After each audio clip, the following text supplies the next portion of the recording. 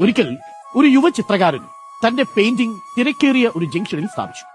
എന്നിട്ട് ഒരു കുറിപ്പ് ആ ചിത്രത്തോടൊപ്പം എഴുതി വെച്ചു. ഈ പെയിന്റിംഗിൽ എന്തെങ്കിലും തെറ്റ് കണ്ടെത്തിയാൽ അവിടെ ഒരു അടയാളമിടുക. വൈകുന്നേരം പെയിന്റിംഗ് പരിശോധിക്കാനെത്തിയ ചിത്രകാരന്റെ ഹൃദയം പക്ഷെ തകർന്നുപോയി. 100 കണക്കിന് അടയാളങ്ങളാണ് കാഴ്ചക്കാർ ആ ചിത്രത്തിൽ വരച്ചിട്ട് പോയത്. തെറ്റ് കണ്ടാൽ അടയാളപ്പെടുത്താനല്ലേ പറഞ്ഞത്? എല്ലാവരും തെറ്റ് കണ്ടുപിടിച്ചു, കുറവ് കണ്ടുപിടിച്ചു. എന്നിട്ട് അത് അവിടെ വരച്ചും കുത്തിയും അടയാളപ്പെടുത്തിപ്പോയി. തന്റെ കഴിവിലുള്ള വിശ്വാസം ചോർന്നുപോയ ആ യുവചിത്രകാരൻ അന്നത്തോടെ പെയിന്റിംഗ് തന്നെ നിർത്തി. മാസങ്ങൾ കഴിഞ്ഞും ആ സംഭവം ഉണ്ടാക്കിയ വിഷാദത്തിൽ നിന്ന് അവന് പുറത്തു കടക്കാൻ കഴിഞ്ഞില്ല.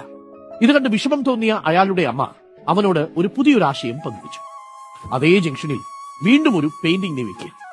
ഇത്തവണ കുറച്ചുകൂടി വ്യത്യസ്തമായ ഒരു കുറിപ്പായിരിക്കണം കേട്ടോ. ചിത്രകാരൻ സമ്മതിച്ചു. അവൻ വേഗത്തിൽ മികച്ചൊരു പെയിന്റിംഗ് പൂർത്തിയാക്കി.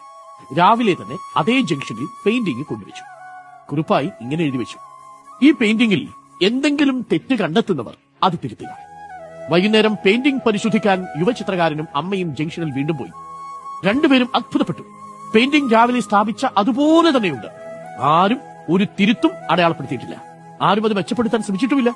മകന്റെ സന്തോഷം കണ്ട് അമ്മ പറഞ്ഞു: മകനെ, ലോകത്തിനൊരു നിയമമുണ്ട്. വിമർശിക്കുക, കളിയാക്കുക, ഇതെല്ലാം വളരെ എളുപ്പമുള്ള കാര്യമാണ്. അതേതു മനുഷ്യനും വേഗത്തിൽ സാധിക്കും. നിന്റെ തെറ്റും കുറവും കണ്ടെത്താൻ ആർക്കാ പറ്റാത്തത്?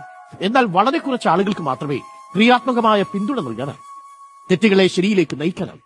സ്വയം മെച്ചപ്പെടുത്താൻ കഴിവോ അറിവോ ഇല്ലാത്തവർ മറ്റുള്ളവരുടെ തെറ്റുകൾ കണ്ടെത്താനും അവരെ അപമാനിക്കാനും മാത്രം ശ്രമിച്ചുകൊണ്ടേയിരിക്കും. അത്തരക്കാരുടെ അഭിപ്രായങ്ങളെ ഒരിക്കലും നിങ്ങൾ മുഖവിലേക്ക് എടുക്കരുത്. നമ്മുടെ തെറ്റുകൾ ഉയർത്തിക്കാട്ടുന്ന ശബ്ദങ്ങളെയല്ല, മികവിനായി പരിശ്രമിക്കാൻ നമ്മളെ പ്രചോദിപ്പിക്കുന്ന മനുഷ്യരെ മാത്രം പരിഗണിക്കുക.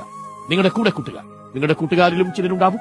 നിങ്ങളുടെ തൊഴിലിടങ്ങളിൽ, നിങ്ങളുടെ സൗഹൃദ വലയങ്ങളിൽ, നിങ്ങളുടെ പ്രണയബന്ധങ്ങളിൽ എന്ത് ചെയ്താലും കുറ്റം മാത്രം പറയുന്ന കുറച്ച് മനുഷ്യർ. അവരെ അങ്ങോട്ട് മാറ്റി നിർത്തുക.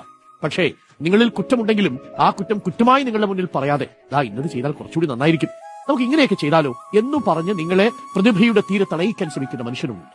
സ്വപ്നങ്ങളെ പ്രോത്സാഹിപ്പിക്കുകയും കഴിവിനെ കെട്ടിപ്പടുക്കാൻ സഹായിക്കുന്നവരെയും ചെയ്യുന്നവരെ അന്വേഷിക്കുക. യഥാർത്ഥ വളർച്ചയ്ക്കായി നിങ്ങളെ സഹായിക്കുന്നവർ അഭിനന്ദിക്കുക മാത്രമല്ല, നിങ്ങളുടെ കഴിവിനെ കൂടുതൽ മികവുള്ളതാക്കാൻ സഹായിക്കുന്നവരുമായിരിക്കും.